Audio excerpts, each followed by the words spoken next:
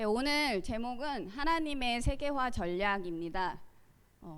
세계 복음화라고 썼다가 일단 복음은 지웠어요. 세계화를 어떻게 하시는지 그거를 확인하기 위해서 이런 제목을 정했습니다.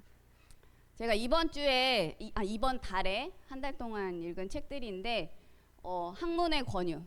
그래서 이제 학문의 권유 만화로 나와 있어서 실제 이제 글줄로 돼 있는 학문의 권장 같은 책이고요. 그리고 메이지 유신과 일본의 근대화, 그리고 이제 독립정신 이 네 권의 책을 참고해서 오늘 이제 준비를 했습니다. 유엔에 세계화 전략이 있더라.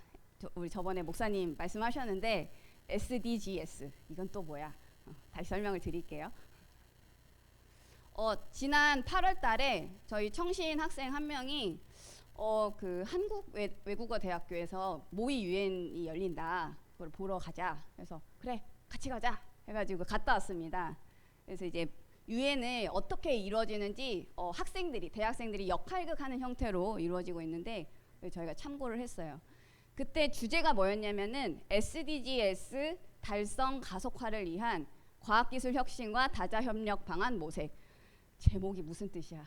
저희가 처음에 가면서 이 제목이 뭔지도 이해가 안 됐어요. 일단 가보자. 제가 다시 조금 설명을 드리면 S는 sustainable, 지속 가능한 이란 뜻이고요. D는 development, 발전. 그리고 G는 goals, 목표. 그래서 지속 가능한 발전을 위해 목표를 우리가 같이 하자 그런 뜻이에요. 그거를 가속화를 하는 거야. 그 목표를 다 이루기에 가속화를 하려면은 과학기술을 혁신해야 되고 또 이제 여러 국가들이 협력해야 된다. 그 방안을 모색해보자라는 굉장히 어렵게 써놨더라고요, 주제를. 그래서 이제 한 100번 읽으니까 이해가 됐어요. 근데 이제 특징이 뭐였냐면은 협력체 A와 협력체 B가 있어요. 그때 저희 그 한국외대 학생들이 역할극을 한 9개 국가로 나눠서 했는데 5개 국가는 협력체 A예요. 이 국가들은 기술을 공유할 수 있는 그런 역량을 갖고 있는 회사들이죠. 국가들이죠. 그래서 이제 쉽게 말하면 선진국들. 그리고 협력체 B는 기술을 교류를 받아야 돼. 그리고 이제 그런 어떤 역량 강화가 필요한 이제 개발도상국들을 얘기하고 있습니다. 그래서 브라질, 케냐, 시리아, 베트남 이런 나라들은 도움을 받아야 되는 국가. 이렇게 구분을 해서 모의 유엔을 하는데 각국의 대표들이 나와서 이런 것들을 어떻게 해야 되는지 막 설명을 하면서 합의를 보는 거였어요.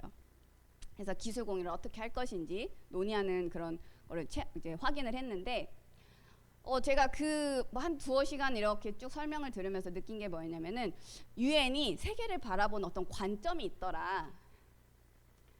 근데 묘하게 미국을 비판해요. 그러면서 중국은 굉장히 이렇게 호의적인 태도를 갖고 있더라고요. 다 같이 살자고 하는데 왜 어떤 나라는 이렇게 보고 왜 저 나라는 왜 저렇게 볼까? 이런 고민이 드는 거예요. 그러면서 또 이제 계속 강조하는 내용이 뭐냐면은 힘이 있는 나라, 강대국들이 이렇게 약소국들을 무조건 도와줘야지. 그래야 세계가 지속 가능하지 않겠냐. 이런 말들을 계속 얘기를 해주는 거예요. 그래서 강대국들의 어떤 기술, 이런 자원들을 저개발 국가에도 그냥 다 나눠줘야 돼. 근데 이념이 다르더라도 다 도와줘야 돼.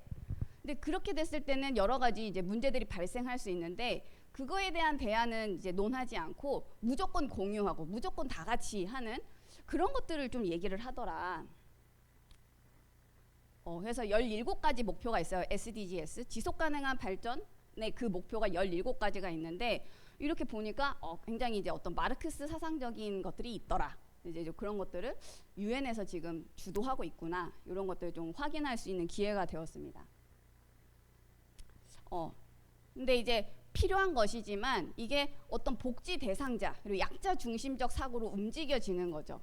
근데 그런 사람들이 많고 그런 국가들이 많으면 실은 도움을 줄 수 있는 국가들이 더 이제 발전해서 도움을 줄 수 있어야 되는데 그런 부분들이 공평하게 양국 간의 논의가 되지 않고 무조건 도와줘야 돼.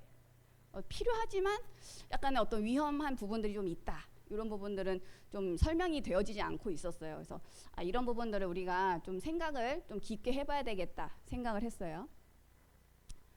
그런데 이제 저희가 그 이후에 목사님이 뭐 책도 보시고 여러 가지 연구 자료를 찾아보시면서 이제 얘기해 주신 게 그 뒤에 유엔을 움직이는 실제 그 지도자가 있다. 빌 게이츠. 빌 게이츠가 이렇게 재단을 세워가지고 이제 많은 후원금을 그 유엔에다가 내는 거죠. 근데 유엔이 그럼 이제 그 많은 예산을 가지고 세계를 움직이는 거예요. 근데 문제가 있어요. 유엔의 의견을 따르지 않는 어떤 나라나 기업이나 단체, 개인들을 약간 이 세계 안에서 조금 소외시키려는 그런 움직임들이 있더라. 막 제가 찾아보니까 예를 들어서 어떤 게 있냐면은 빌 게이츠 재단이 이제 학자들을 연구할 수 있도록 자금을 대줘요. 그러면은 이제 연구를 막 하겠죠.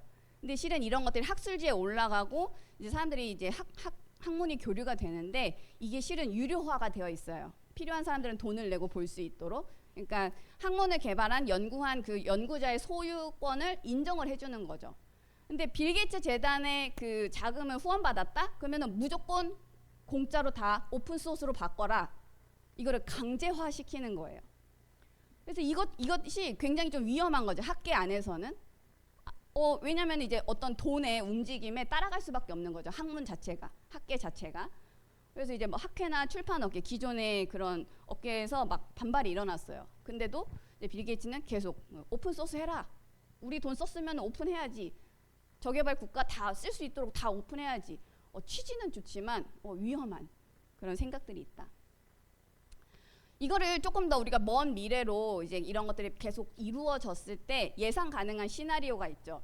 빌 게이츠의 생각이 유엔을 움직이고 또 그 유엔이 전 세계를 움직이는 그런 일들이 벌어지겠죠. 전 세계가 한 사람의 생각으로 딱 움직여지는 그런 날이 올 수 있겠구나. 그러면 이런 부분들 우리가 어떻게 대처해야 될까? 어떤 눈으로 봐야 될까? 좀 고민이 필요한 상황입니다. 근데 이게 그냥 어떤 나라 간의 문제로만 끝나는 게 아니라 학계까지 들어오고 경제 문제도 다 하고 있는데 이게 학교까지 들어와 있어요. 제가 좀 더 조사를 해보니까 유엔의 산하기관이 유네스코더라고요. 이번에 알았어요. 별개의 기관인 줄 알았는데 유엔 밑에 산하기관이야. 근데 유네스코 안에 유네스코 학교 네트워크라는 게 있어요. 전 세계에 180여 개국의 그 1만여 개 학교가 여기 네트워크 안에 들어가 있고요. 우리나라는 한 465개교가 지금 등록되어 있다라고 얘기하고 있어요. 제가 그래서 400개를 다 뒤져봤습니다. 부천에 몇 개 있나. 그랬더니 6개가 나왔어요. 석천초, 부천 일신중, 경기 경영고, 부천 북고, 소명여고, 송내고. 그래서 제가 계산을 해봤죠. 6개의 학교면은 학생들이 인원이 어느 정도 될까? 그래서 한 반에 25명씩 10개 학급, 한 학년에 10개 학급. 그래서 중고등학교는 3개 학년이 있으니까 그 초등학교는 6개 학년이 있으니까 그걸 계산해 보니까 한 4,500에서 4,800명이 유네스코 그 학교로 학생들로 이제 성장하고 있구나. 이거를 전국으로 계산을 해 보니까 한 35만 명 내외 플러스 마이너스 되고요. 전 세계로는 약 750만 명. 이들이 유엔의 후대로 자라나고 있어요. 아까 유엔에서 얘기하는 그 SDGs를 생각을 갖고 있는 후대들이 전 세계에서 750만 명이 일어나고 있다. 근데 좋은 것이지만 한편으로는 이런 생각이 들어갈 수도 있죠. 그 우리 750만 명의 후대들에게 없는 자는 도움을 받는 게 너무 당연한 거야. 가진 자는 무조건 도와야 돼. 뺏어서라도 도와줘야 돼. 그럼 학생들이 이제 그런 생각들이 심겨질 수 있겠죠. 조금 우리가 고민 많이 해야 됩니다. 지원받는 것에 우리가 익숙해지면은 이 사람들의 생각에 이제 사로잡히게 돼요. 그래서 이 단체를 움직이는 아까 제가 얘기했죠. 전 세계를 움직이는 어떤 유엔 그리고 그 뒤에 있는 빌 게이츠 이런 지도자들이 있단 말이죠. 그 사람들의 생각이 우리가 사로잡히게 되면은 이제 그들이 이제 모든 경제, 모든 주권을 독점하는 거죠. 그럼 우리가 만약에 그게 지원이 끊어지는 날 종노릇할 수밖에 없는 그런 문제가 발생할 수 있다. 그러면 이게 실제로 우리가 그런 일이 벌어졌을 때 이게 지속 가능 발전이 가능한 것이냐? 저는 약간 불가능하지 않을까? 약간 그런 생각을 했어요. 지속 가능 발전의 키는 독립입니다. 도와주는 게 중요한 게 아니고 독립을 하는 게 중요해요. 지속 불가능한 발전이 있고요. 지속 가능한 발전이 있습니다.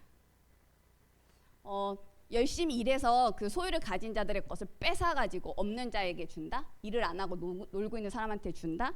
이건 굉장히 위험한 생각이죠. 왜냐하면은 만약에 있는 사람 거를 뺏어서 주게 되면은 어떤 사람이 일을 하려고 하겠어요?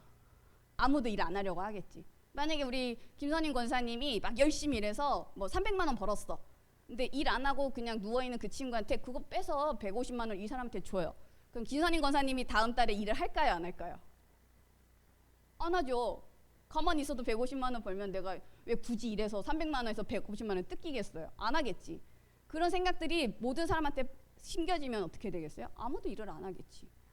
늘 도움을 받아야 한다면 그 사람은 평생 도움받을 수밖에 없는 그 상태로 되게 될 수밖에 없다. 그러면 지속 가능 발전이 불가능한 거죠. 그럼 지속 가능하게 하려면 어떻게 해야 될까? 문제가 나에게 왔다? 이건 당연한 거예요. 문제가 온 게 문제가 아니고 문제가 오는 건 당연한 거예요. 왜냐하면은 그 문제를 통해서 우리가 성장해야죠. 깨달음을 얻고. 그래서 문제 해결력을 키우는 게 중요해요. 우리가 문제를 없애려면은 무덤에 가야 돼. 무덤에 가서 누워 있으면은 아무 문제가 없어요. 근데 우리가 살아 있다면 문제는 오는 게 당연해요. 그래서 도움을 받을 때는 우리가 당연히 값을 치러야 되고, 값을 치를 수 없다면은 불공평한 게 오는 게 당연하다고 우리가 봐야 돼요. 그래서 우리의 생각을 바꿀 수 있는 준비가 돼야겠죠. 도움을 받지 않아도 되는 그런 상태가 되겠구나. 내가 힘을 키워야겠구나. 이런 생각을 갖게 하는 게 중요하다. 독립해야 된다는 그 생각을 스스로 갖게 해야죠. 옆에서 막 하면은 이게 잔소리로 들려. 근데 내가 더 이상 도움받지 않는 사람이 돼야겠다. 독립해야겠다. 힘을 키워야겠다. 이 생각을 스스로 가져야 되는 거예요. 그래서 제가 앞에서 읽은 4개의 책들을 보면서 일본과 한국의 사례를 조금 조사를 했는데, 일본도 예전에는 이제 근대화되지 않은 시대가 있었어요. 맨날 칼 차고 다니고 막 사람 죽이고 막 이런 시대가 있었는데, 그런 나라가 근대화가 되는 이제 어떤 일들이 있었다. 일본이 1875년에 우리나라 이제 들어와가지고 강화도에 이제 들어와서 무력으로 이제 개항을 시켜버려요. 그래서 그때 우리가 강화도 조약이라는 불평등 조약을 맺게 됩니다. 그런데 실제 그 일이 있기 전인 20년 전에 일본도 그런 일이 있었다라는 거죠. 1854년, 20년 전인. 근데 미국이 강제로 일본에 들어와가지고 너네 개항해. 그래서 불평등 조약 막 맺고. 이제 이 사람들이 문명 개화가 되지 않았으니까 뭐 이게 불평등한지도 모르고 일본인들이 그냥 서약한 거예요. 나중에 보니까 불평등 조약이네. 나중에 깨달은 거죠. 그런데 그렇게 한번 계약을 맺고 나니까 영국, 프랑스, 러시아, 네덜란드하고도 이런 조약을 맺을 수밖에 없는 상태가 된 거예요. 그래서 일본 정부가 깨달았습니다. 이런 불평등 조약을 맺을 수밖에 없었던 거는 우리가 무지했기 때문이야. 저 나라들은 당연히 이제 유익한 걸 하겠지. 우리가 무지했기 때문에 이거 보지도 못하고 그냥 사인했구나. 그러면 어떻게 해야 돼요? 저 나라를 욕하는 게 아니라 우리나라가 빨리 힘을 얻어야 돼라고 일본 정부가 생각을 한 거예요. 그래서 일본 독립을 유지하고 또 이 불평등 조약을 개정하기 위해서 막 신문물을 배우고 막 외국에 나가가지고 막 많은 것들을 우리나라에 들어오려고 하고, 일본은 그래서 부국 강병하게 하려고 그런 일들을 하게 됩니다. 그래서 그런 일이 불평등 조약이 맺어진 이후 35년 뒤에 이 사람들이 그 일본의 헌법을 발표를 해요. 그러면서 이제 세계의 열강대가 견줄 수 있을 만큼 성장을 하고 불평등 조약을 개정을 하게 됩니다. 35년 만에. 그래서 그런 근대화 과정을 메이지 유신, 그러니까 개혁이란 뜻이에요. 개혁, 개신, 유신이란 말은 메이지 시대 때 일어난 어떤 개혁 정책을 메이지 유신이라고 합니다. 이때 이 메이지 유신 그때에 이제 사람들을 이제 계몽시키고 이렇게 일으켰던 그 사람이 후쿠자와 유키치라는 사람이에요. 이 사람은 하급 무사, 그러니까 하급 공무원의 아들로 태어났어요. 근데 이제 이 신분제 때문에 자기가 성공을 할 수가 없는 거야. 그러니까 이 증오심을 막 키웠죠. 그러고 있는 사이에 갑자기 미국이 착 이제 배를 타고 들어와가지고는 막 대포를 쏘면서 너네 개항해 막 이러니까 난리가 났어요, 일본이. 근데 이제 그때 포술에 관심을 갖게 된 거예요. 저 대포 쏘는 저런 게 있네? 우리나라에 없는데 저런 걸 쏘네? 저거 배워야겠네 이렇게 생각을 한 거예요. 그래서 포술에 관심을 가지려고 하는데 그때 마치 이제 네덜란드와 이제 그 협약이 되어 있어가지고 네덜란드 학문을 배우게 돼요. 그래서 네덜란드어를 배우고. 근데 이 사람이 막 공부를 하다 보니까 어느 날 야, 세계를 나가려면은 영어를 알아야 돼. 네덜란드어를 하는 나라가 별로 없어. 알고 보니 작은 나라였어. 이런 씨. 그래서 막 좌절을 해. 그랬다가 아니지, 내가 여기서 그냥 멈출 수 없지. 영어 배워야겠다. 그래서 영어를 배우게 돼요. 그렇게 이제 영어를 하게 되니까 나중에 나라에서 이제 미국도 보내고 유럽도 보낼 사람이 필요하잖아요. 배우러. 그래서 막부사절단으로 뽑혀요. 그래서 이제 해외 나라들을, 서양 국가들을 딱 보면서 야, 우리나라가 완전 우물한 개구리였네. 너무 모르고 있어. 이러니까 당할 수밖에 없지. 불평등 조약 맺을 수밖에 없지. 그래서 그 배우고 돌아와가지고는 그거를 책으로 씁니다. 서양 사정, 서양의 일들을 이제 전해주는 거예요. 그러고 나서 학문의 권장 이런 책도 씁니다. 그래서 제가 본 게 학문의 권장인데, 학문의 권장이라는 책에서 강조하는 건 뭐냐면은 일신 독립, 자기 몸을 독립시키고, 일가 독립, 가정, 가문을 독립시키고, 그다음에 일국 독립, 나라를 독립시켜야 된다. 그래서 나라를 독립시키려면 어떻게 해야 돼? 내 몸부터 독립시켜야 돼. 이게 시작이에요.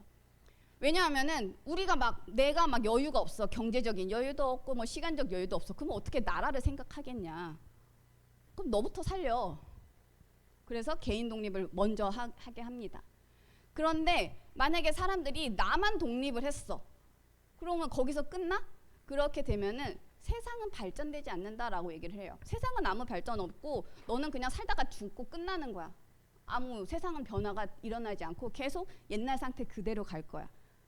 그런데 사람들은 그러지 않았다라는 거죠. 서로 교제를 하면서 학문을 발전시키고 뭐 과학을 발전시키고 문화를 발전시키면서 그거를 유산으로 남겼다는 거예요. 유물로. 그래서 후대들이 그것을 통해서 세상을 계속 발전시켜 나갈 수 있었다. 그래서 이걸 하기 위해 학문을 해야 된다. 이렇게 권장을 합니다. 그래서 제가 일본인에 대한 생각이 많이 바뀌었어요. 이 책을 읽으면서. 그렇구나. 그런데 이런 후쿠자와 유키치처럼 생각한 사람이 한 명이 더 있었어요. 우리나라에도. 누구냐? 이승만.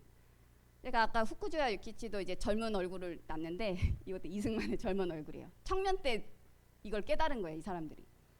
1904년 2월에 러일 전쟁이 발생을 했어요. 우리나라가 그때 대한제국 시절이었는데 대한제국의 주권을 놓고 러시아와 일본이 싸운 거예요. 그것도 우리나라에서. 우리나라 걸 가지고 남의 나라가 우리나라와 싸워? 힘이 없기 때문에. 근데 딱 그때에 한성 감옥에 갇혀 있었어요. 이승만이. 근데 그때 나이가 뭐냐? 29살. 근데 이제 세상 돌아가는 거 우리나라 상황을 보니까 우리가 계속 이러고 있으면은 진짜 국가 없어지겠어. 그럼 어떻게 해야 돼? 우리나라가 힘을 얻어야 되겠구나. 조선 독립해야겠구나. 그러려면 우리 대한제국 국민들을 계몽시켜야겠다. 교육시켜야겠다. 그래서 쓴 게 독립정신이라는 책입니다.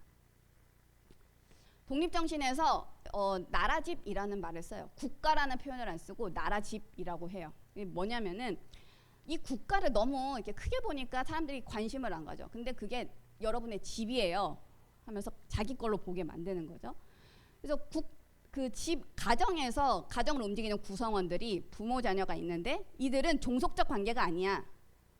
자유롭고 자주적이고 독립적인 상태로 서로 협력하는 관계로 이 가정을 이끌어가는 거야. 부모 자식이 모두. 그런 상태에 그런 생각을 가진 국민들이 이 나라 집을 그럼 이끌어 가야지 라고 이제 본 거예요. 나라가 이렇게 된 거는 여러분들의 책임이 있습니다. 우리나라가 만약에 힘이 없다, 우리의 책임이 있다는 뜻이에요. 우리나라가 힘을 얻는다, 그럼 우리 덕분이에요. 개개인의 생각이 바뀌어야 된다, 이런 것들 얘기를 하고 있어요. 뭐라고 하냐면은 하나님이 우리에게 몸을 주셨는데 이 몸을 가지고 해야 될 것을 하지 않았기 때문에 이런 문제가 오는 것이다. 만약에 여러분 집에 불이 막 났어. 그러면 여러분도 그냥 멀뚱멀뚱 보고 있을 거냐? 가서 불 꺼야지. 나라가 불이 났는데 왜 여러분 왜 가만히 있느냐? 불 꺼야지. 생각 바꿔야지. 집이라고 생각해라. 그러면서 이제 여기서 무슨 얘기들을 더 강조하냐면은 할 수 없다라는 생각을 버려라. 할 수 없다고 하니까 계속 안 되는 거야. 그 생각 버려라. 우리가 한 마음 한 뜻이 돼서 나라를 일으키자. 여러분들의 개개인의 생각이 필요합니다. 이런 얘기를 해요. 그러면서 이거를 이 나라 상황을 보고 이런 걸 내가 외국에도 나가고 이렇게 했을 때 선교사들 통해서 얘기를 듣고 했을 때 내가 지금 이 감옥 안에 갇혀 있으니까 할 수 있는 거는 사람들의 생각에 독립이라는 두 글자를 집어넣는 거. 그래서 이 책을 썼다. 독립이라는 걸 한 번도 생각해 보지 못한 이 사람들한테 독립이라는 그 두 글자를 넣으려고. 책이 이만큼 두꺼워요. 힘들었어 읽는데. 독립이라는 두 글자 설명하려고 책을 500페이지, 600페이지를 썼단 말이에요. 근데 이 책 안에서 되게 지금 저는 이 책을 보면서 야, 천재네? 라고 생각한 게 뭐냐면은 천지자연의 원리를 얘기해요. 과학적으로 쭉 얘기해요. 해, 달, 별은 어떻게 되고 우주가 어떻게 돼요. 이런 얘기들을 해요. 그러면서 6대주를 얘기를 해요. 5대양 6대주. 5색 인종들을 얘기를 해요. 정치제도, 미국의 독립은 어떻게 이루어졌는지, 그러면서 중국의 세국 정책 이런 거 얘기를 하고, 그러면서 일본이 우리보다 근대화가 일찍 됐으니까 그 근대화를 어떻게 했는지, 그리고 그 일본이 우리나라를 개화시키려고 막 통상으로 막 강요를 하고 막 했는데, 제가 이 부분 읽으면서 일본에 우리가 부정적인 것만 봤는데 일본을 하나님이 쓰셨구나, 우리나라를 개화시키기 위해서. 이제 이런 것들 생각이 많이 바뀌었어요. 러시아의 어떤 흑막, 이제 검은 생각들, 그리고 이제 그거를 견제하기 위한 서양 국가들, 러일 전쟁이 일어난 배경을 설명하면서, 그런데 일본이 변심을 해가지고 또 이제 우리를 삼키려고 하는 그런 것들, 이런 것들을 전체적으로, 그래서 과학, 역사, 정치, 경제, 사회 등을 전 세계적인 눈을 갖게 하려고 쓰는 거예요. 이 사람들 다 배고파서 굶어 죽고 있는 대한제국 그 국민들한테 그 얘기를 하는 거야. 세계의 눈을 떠라. 그러면서 얘기하는 게 뭐냐면, 우리가 근대화가 될 기회가 없었던 게 아니다. 지금까지 기회가 계속 있었는데 우리가 그걸 지금 다 놓쳤다. 좋은 기회를 다 놓쳤다. 근데 우리가 계속 이러고 있으면 되겠냐? 이제 기회는 또 올 텐데, 그럼 우리가 준비되어 있어야 그 기회를 잡을 수 있지 않겠냐, 이런 얘기를 합니다. 그러면서 이제 후반부 가면은 외국인을 싫어하는 마음, 그걸 깨뜨려야 한다라고 얘기를 해요. 왜냐면은 이제 우리나라가 세국 정책을 하면서 외국인들 들어오고 뭐 선교사들 들어오면 막 다 죽이고 그랬거든요. 우리나라 먹으려는 줄 알고 막 죽이고 그랬는데, 자기도 처음엔 그런 생각 갖고 있다가 언제 생각이 바뀌었냐? 자기가 이제 감옥에 갇혀가지고 이제 아무것도 할 수 없는 상태가 되었을 때 선교사가 성경을 주고, 선교사가 했던 말이 기억이 났대요. 뭐라고 했냐면, 하나님께 기도하면 그 기도에 응답해 주신다. 그래서 이제 자기가 아무것도 할 수 없는 처지에 놓였으니까 그때 그 선교사 말이 기억이 나서 기도를 했대요. 자기 영혼을 구원해달라, 우리 나라를 구원해달라. 그러면서 이제 막 환한 빛이 이 감옥 안에 가득 차는 그런 체험을 하면서, 와, 선교사들이 또 외국인들이 우리나라를 삼키려고만 온 게 아니라 가장 값진 것을 주려고 왔었구나. 내가 그걸 몰랐구나. 이제 알았다. 그리고 이제 주석에 밑에 잔뜩 써 있어요. 그러면서 그 체험을 하고 나서 내가 몸은 비록 이 감옥에 있지만 아시아 최초의 기독교 국가를 하기 위해서 독립이라는 생각을 우리 후대들한테 넣어야겠다. 그러면서 책 뒷부분에 실천 강령 6가지가 나오는데, 강령은 뭐 여러분들 책 보면 돼요. 뭐 통상해라, 뭐 주권을 뭐 가져라, 뭐 신문물을 배워라, 뭐 여러 가지 얘기가 나오는데, 그 마지막에 써 있는 말이 더 중요해요. 이것이 지금 세계 문명인들이 기독교의 가르침을 가지고 인류사의 근본으로 삼아서 이렇게 부국강병해졌다. 그럼 우리는 어떻게 해야 되냐? 기독교를 근본으로 삼아서 일하는 자가 돼야 된다. 나라를 살려야 된다. 그러면서 천국에서 만나요, 여러분. 라고 썼어요. 내가 감동받았어. 그래서 야, 독립정신이 있다. 감동을 받았어. 천국에 가서 만나야겠다. 유엔은 SDGs를 통해서 잘못된 생각들도 넣고 있는데, 하나님은 그럼 어떻게 이 세계화를 이끌어 가시냐? 성전이다, 망대다. 세상에 지속가능 발전 전략이 있고요. 하나님 나라에 지속가능 발전 전략이 있다. 근데 우리가 역사적으로 볼 때 세상의 지속가능 발전은 다 무너졌어요. 바벨탑처럼. 우리가 창세기 11장에서 볼 수 있는데 다 무너졌다. 그런데 하나님 나라의 지속가능 발전은 무너지지 않았다. 이 부분 어디서 확인할 수 있냐면은 이사야 40장 8절, 여호와의 말씀, 푸른 말을 꽂힌 시드나 여호와의 말씀이 영원히 서리라. 에베소 6장 13절, 마지막에 서기 위함이라. 영적 독립을 위해서 하나님이 생각한 전략은 성전 운동이구나. 망대 운동이구나. 그래서 영적 독립을 우리가 해야 돼요. 의미가 무엇이냐면은 우리가 이제 제가 청신 애들한테 얘기했어요. 너네가 지금 부모님 때문에 여기 끌려와가지고 앉아 있다 가고 뭐 축복이지만 계속 그런 상태가 된다면 어느 날 부모님이 안 계실 때 너네 스스로 올 수 있겠니? 내가 하나님 그리스도와 1대1 관계를 맺어서 내가 막 성령의 충만함 받아서 이런 신앙생활을 유지할 수 있겠니? 영적 독립이 되어 있니? 그러려면은 그리스도를 인격적으로 한 번은 만나야 돼. 그리고 하나님의 자녀가 된다는 그 의미를 알아야 돼. 그래서 제가 어저께는 막 영접의 의미, 그리스도의 의미, 뭐 삼중직은 뭐고 삼권은 뭐고 막 애들한테 단어 설명을 막 한참을 했어요. 한 15분 넘게. 애들이 단어를 그때까지는 모르고 있다가 그래서 이제 마지막에 또 영접시키고 의미를 알았으니 이제 다시 영접하자. 영접을 했습니다. 그 의미를 아는 자가 성전이고 그 의미를 아는 자가 망대죠. 그래서 애들한테 성전은 뭐야 또 성전의 역할은 뭐야? 영적 재앙을 막는 일이다. 우선은.